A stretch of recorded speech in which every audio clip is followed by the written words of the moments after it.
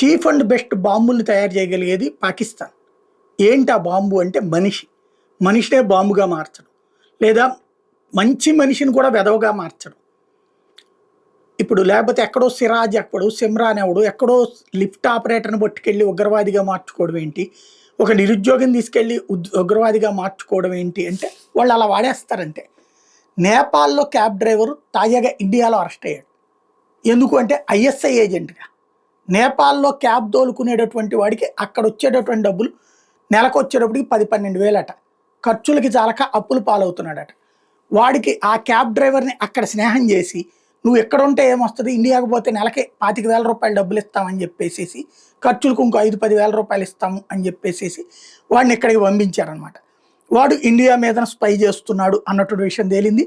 తాజాగా వీడిని అరెస్ట్ చేసినటువంటి సంఘటన అన్నటువంటిది సంచలనం సృష్టిస్తోంది.